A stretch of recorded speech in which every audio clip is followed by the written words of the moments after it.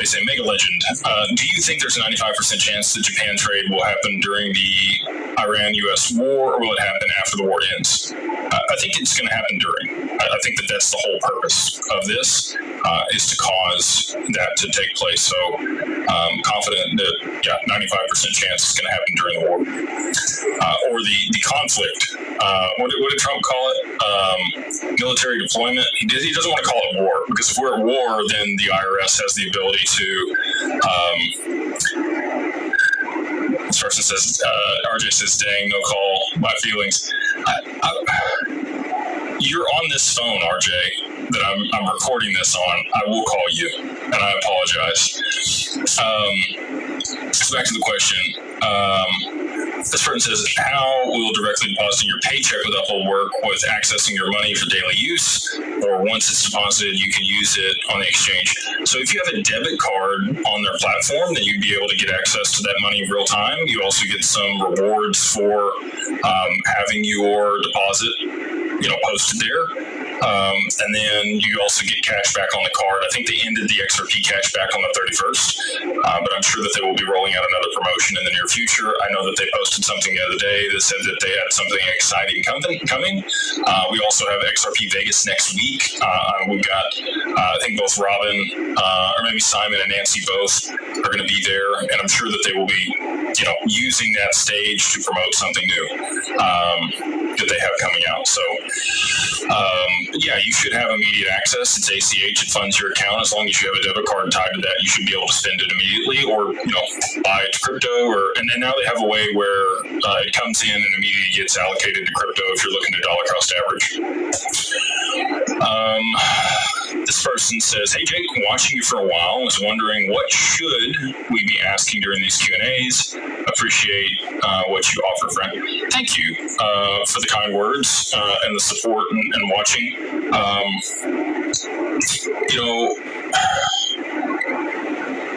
A lot of the questions are about the macro on here, which I don't hate at all. I really enjoy that side of the market and talking about those things. I think people would do good to focus on really structuring their estate and understanding some financial education about how to make investments, when to diversify, different risks with different types of investments. We cover all this stuff in the mastermind, right? Especially in the higher levels of the mastermind, we go over this stuff a lot.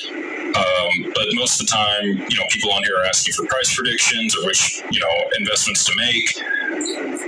It's a lot of, so I put out a five levels of crypto wealth video the other day. If you haven't watched that, I'd encourage you to go check it out.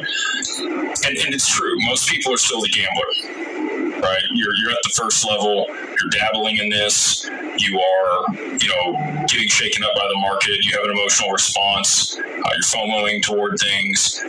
There are probably many people that are watching this that have progressed to level 2, which is the hodler, right? So you kind of set it, forget it, dollar cost average into the assets that you think are going to do good over the long term. But you really haven't figured out how to structure those to mitigate creditor risk. Many people have gone ahead and set up LLCs, whether that's with us or another counterparty. I think that's a great first step in kind of maturing in your crypto journey. And then also try to educate yourself on different types of trust and insurance products. Coach JV putting out great information. Watched his stuff the other day. Shout out to him and the Good Evening Crypto Show. Both Abs and Johnny doing a great job over there. If you guys don't follow both of their channels, highly recommend checking those out. Everybody that really gets it understands institutional custody for your crypto is the way to go. There are many companies out there that promote that they use institutional custody.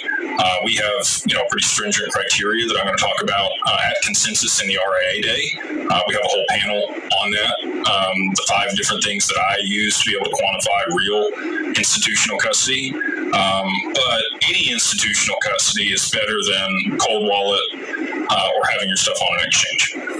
I will say that.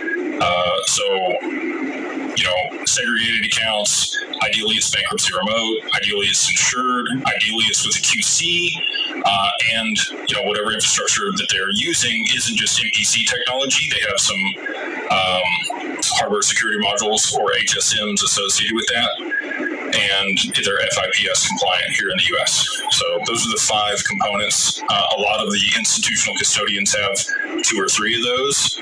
The higher end people like Fidelity or Anchorage, they're going to be all 5. So, what else?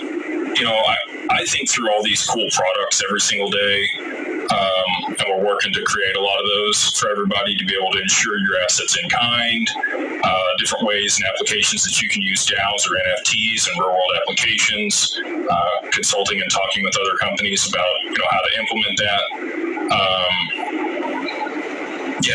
A lot of the stuff that I deal with is more, I don't say advanced, that's probably not the right word, but intricate or operational than visionary or price oriented. So if people were asking those questions, I think those are probably the better questions to be asking. But you may have not got to the point that I'm at, where a lot of these things are a foregone conclusion for me. I've been here in the space for many years. I've had enough conversations and other things to lead me to believe that this is an inevitable outcome.